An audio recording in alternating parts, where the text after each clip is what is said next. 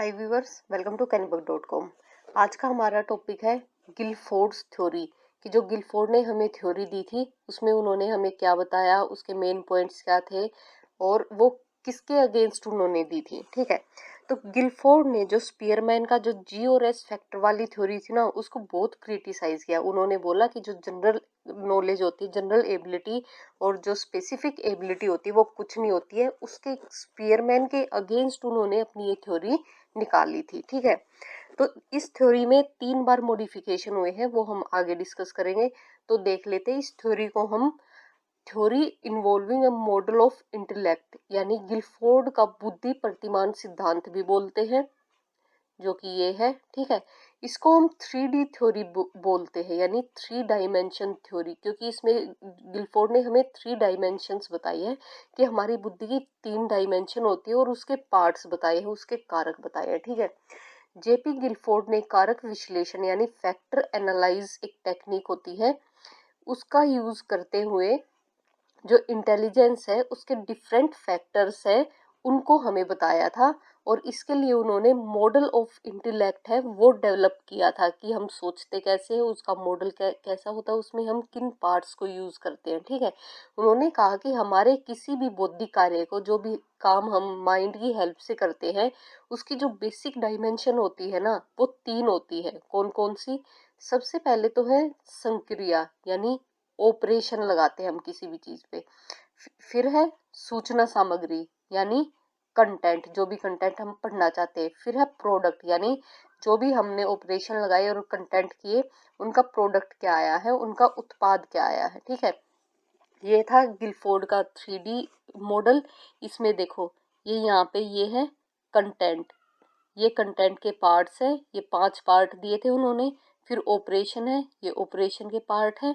और फिर उत्पाद यानी प्रोडक्ट, यानी इनकी मल्टीप्लिकेशन से जो भी कारक निकल के आएंगे वो उन्होंने हमें यहाँ बताए हैं। ठीक है, ये बताए हैं ये वाले। अब आगे देख लेते हैं डिटेल में थोड़ा इनको। आगे है कि जो कंटेंट था उसमें उन्होंने क्या क्या बताया था। देखो, अगर हम किसी भी चीज को याद करना चाहते हैं ना, कोई भी सामग्री है उसको अगर हम याद करना चाहते हैं, तो उसको या तो हम देख के याद कर सकते हैं, या हम उसको सुन के समझ सकते हैं, या फिर हमें उस पे कुछ सांकेतिक काम करना होता है। यानी अगर हम किसी भी चीज को, सामग्री को देखते हैं, तो वो सामग्री किस रूप में होती है? या तो वो विजुअल्स के रूप में होती है कि हम उसे देख के समझ सके, या फिर हम उसको सुन के समझने की कोशिश करते हैं, या फिर वो सिंबॉलिक होती है कि कोई हमें सिंबल करके दिखाए, कोई हमें सिंबॉलिक लैंग्वेज का यूज करे, उससे हमें वो पता चलती है, या फिर कोई हमें बोल के बताए तब हम किसी बात को समझते हैं, या फिर हम किसी दूसरे इंसान का बिहेवियर देख के कोई चीज है उसको समझने की कोशिश करते हैं। ठीक है, एक एग्जांपल ले लेते हैं कि मान लो कि कोई भी एक आदमी है, उसको को एजुकेशन पे लिखने को कहा जाए, यानी सह शिक्षा जो होती है उस पे लिखने को अगर किसी भी इंसान को कहा जाता है कि को एजुकेशन की मेरिट्स क्या है, उसकी डीमेरिट्स क्या है, इन पे लिखो। ठीक है, तो हम जो ज्ञान दे रहे हैं उसे, वो किस रूप में है?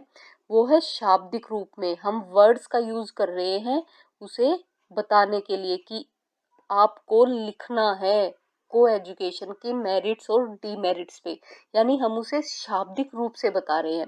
अगर हम किसी बच्चे को डायग्राम दिखाते हैं तो हम विजुअल्स का यूज करते हैं, यानी उसको कुछ दिखा के बता रहे हैं। अगर हम क्लास में लेक्चर देते हैं तो उसमें हम बच्चों को सुनाते हैं, ऑडिटरी जो टेक्निक है उसका यूज करते हैं। ठीक है, तो ये हो गया हमारा कंटेंट कि जो भी हम सामग्री बच्चों को पढ़ाना चाहते हैं वो किस रूप में है। फिर है ऑपरेशन यानी संक्रिया, हम क्या काम करते हैं, जो भी ऊपर सामग्री हमने देखी है हम उस पे क्या काम करते हैं। देखो, हमने एग्जांपल लिया था कि कोई भी एक व्यक्ति है, उसको को एजुकेशन की मेरिट और डीमेरिट बतानी है। ठीक है, अब इसमें वो ये देखेगा, इसमें वो अपने माइंड का कौन सा पार्ट यूज करेगा, क्या ऐसी टेक्निक यूज करेगा कि उसे उसकी मेरिट्स और डीमेरिट्स का पता चल जाए। ठीक है, तो वो लगाएगा, वो उसमें थिंक करेगा। कौन सी थिंकिंग करेगा? वो उसमें करेगा कन्वर्जेंट थिंकिंग। ठीक है, यानी अभिसारी चिंतन करेगा। सॉरी डाइवर्जेंट थिंकिंग यानी अपसारी चिंतन करेगा। कन्वर्जेंट थिंकिंग होता है किसी भी जो डिफरेंट पार्ट्स है उनको एक पॉइंट पे ले आए, उसको एक पॉइंट पे नहीं लाना, उसको अलग अलग डायरेक्शन में डाइवर्ज करना है, ठीक है। यानी बहुत सारे पॉइंट्स देखने हैं, फिर उसमें से उनकी मेरिट और डिमेरिट निकालनी है, ठीक है। एक और एग्जांपल ले लेते हैं। जैसे अगर कोई व्यक्ति, उसको ब्रिक है, ईंट है, उसका नॉर्मल यूज तो होता है कि हम उससे घर बनाते हैं, अपनी बिल्डिंग वगैरह बनाते हैं, ठीक है। अगर किसी व्यक्ति को ब्रिक का असाधारण यूज यानी एबनॉर्मल यूज पूछा जाए कि ब्रिक्स है, उसके नॉर्मल यूज तो हमें पता ही है, कुछ ऐसा यूज बताओ जो हमें ना पता हो, तो वो इसमें क्या करेगा, वो इसमें भी डाइवर्जेंट थिंकिंग करेगा, यानी अपसारी चिंतन करेगा कि ऐसा क्या यूज हो सकता है, अपने माइंड को डिफरेंट डायरेक्शन में दौड़ाएगा और फिर थिंक करेगा कि ऐसा क्या यूज हो सकता है कि जिसे हमें पता चले कि ये एबनॉर्मल यूज है ईट का, ठीक है। तो ऑपरेशन में जो भी हमने यहाँ पे कंटेंट किए है ना, हम उन कंटेंट को अपने माइंड में स्टोर करने के लिए किस टेक्निक का यूज करते हैं, यानी कि जो टॉपिक है उसको समझने के लिए किन चीजों की हेल्प लेते हैं, वो ऑपरेशन में आते हैं। सबसे पहला हम उसमें मूल्यांकन करते हैं या इवेल्युएशन कर सकते हैं। हम उसमें अभिसारी चिंतन कर सकते हैं यानी कन्वर्जेंट थिंकिंग, फिर है डाइवर्जेंट थिंकिंग, फिर है मेमोरी रिटेंशन यानी हम उसको दिमाग में, अपने दिमाग में धारण भी कर सकते हैं, रिटेन भी कर सकते हैं। फिर है मेमोरी रिकॉर्डिंग यानी स्मृति अभिलेख, और फिर है कॉग्निशन यानी उसको जान भी सकते हैं, उसके बारे में डिफरेंट नॉलेज भी ले सकते हैं। तो पहला पॉइंट है कंटेंट, दूसरा है ऑपरेशन। कंटेंट में कितने सब पार्ट है हमारे, 5, और ऑपरेशन है इसमें कितने सब पार्ट है, 6। इनको ध्यान रखना क्योंकि ये एग्जाम में भी पूछे जाते हैं और आगे इनसे मिलके जो डिफरेंट तत्व है इस थ्योरी के वे पता चलेंगे हमें। फिर नेक्स्ट आता है प्रोडक्ट, उत्पादन। प्रोडक्ट क्या होता है, प्रोडक्ट होता है जो भी पिछली स्लाइड में हमने कंटेंट और ऑपरेशन किया था उन दोनों का मल्टीप्लिकेशन, यानी हम कंटेंट यानी जो भी हमारी सामग्री है वो, उस पर हम क्या प्रक्रिया लगाते हैं और उससे कौन सा प्रोडक्ट आता है, ठीक है।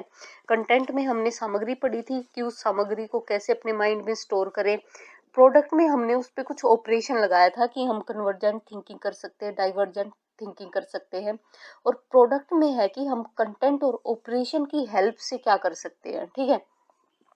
इसमें उन्होंने हमें 6 कारक दिए हैं। सबसे पहले है यूनिट्स, यानी हम उसको इकाई के रूप में भी स्टोर कर सकते हैं।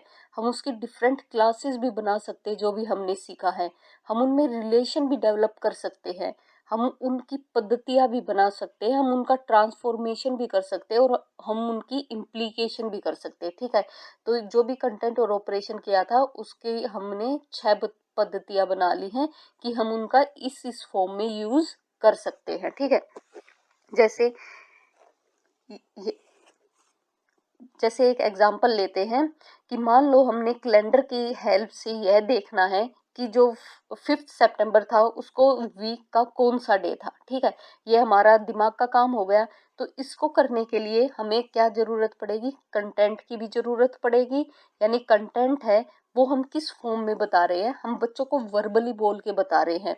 अभी जो पिछली स्लाइड में हमने किया था ना कंटेंट, ये रहा कंटेंट, तो हम इसमें कंटेंट के कौन से पार्ट का यूज कर रहे हैं, इसमें हम कंटेंट के शाब्दिक पार्ट का यूज करें, यानी हम बोल के बच्चों को बता रहे हैं कि उन्होंने 5 सितंबर को कौन सा डे पड़ता है, ये बताना है हमें, ठीक है। तो ये हो गया भाषागत तत्व का यूज कर रहे हैं हम अपनी जो प्रॉब्लम है उसको बताने के लिए, कंटेंट को बताने के लिए। और ऑपरेशन में से हम किसका यूज करेंगे, ऑपरेशन में से बच्चा या तो अपनी मेमोरी को लगाएगा, यानी स्मृति जो भी उसने याद कर रखा है, या तो वो अपने दिमाग से सोचने की कोशिश करेगा, या फिर वो संज्ञान का यूज करेगा यानी कैलेंडर लेगा और उसमें से ढूंढने की कोशिश करेगा, या फिर वो कन्वर्जेंट थिंकिंग करेगा यानी जो रीजनिंग के क्वेश्चन है उनमें जैसे हम निकालते हैं वो करेगा, या फिर वो डाइवर्जेंट थिंकिंग भी कर सकता है, ठीक है। वो ये ऑपरेशन लगाएगा और इन ऑपरेशन की हेल्प से वो क्या करेगा, वो इनमें रिलेशन स्थापित करने की कोशिश करेगा कि इन दोनों में क्या रिलेशन है, यानी सितंबर में 5th डेट को कौन सा डे था, ठीक है। तो इसमें वो यूज करेगा रिलेशन को। तो गिलफोर्ड हमें यह बताना चाहते हैं कि कोई भी मानसिक काम हम करते हैं उसमें हम ये 3 डायमेंशन होती है, इन 3 डायमेंशन में से कम एक तत्व, कम से कम एक फैक्टर तो हमें ज़रूर लेना ही लेना पड़ता है, चाहे हम दिमाग का कोई भी काम करें, उसमें इन तीनों डायमेंशन में से हम एक-एक फैक्टर यानी तीनों में से एक-एक फैक्टर हम लेते ही लेते हैं, ठीक है? तो ये था हमारा गिलफोर्ड का सिद्धांत और ये फैक्टर कितने हो गए? ये हो गए 5 इंटू 6 इंटू 6 देखो 5 ये कंटेंट वाले, 6 ऑपरेशन वाले और ये 6 हो गए प्रोडक्ट वाले यानी 5 इंटू 6 ये टोटल 180 फैक्टर्स हो गए, ठीक है। जब गिलफोर्ड ने ये थ्योरी डेवलप की थी तब उन्होंने हमें बताया था कि इसके 120 फैक्टर होते हैं, फिर बाद में उन्होंने इसमें मॉडिफाई किया और बताया कि 150 फैक्टर होते हैं और लास्ट में जब तक ये थ्योरी आउट हुई तब तक उसको उसके 180 फैक्टर्स हो चुके थे, ठीक है। तो यहाँ पे हमारा ये टॉपिक खत्म होता है। अगर आपको वीडियो पसंद आई हो तो लाइक शेयर सब्सक्राइब करें and don't forget to press the bell icon. Thank you.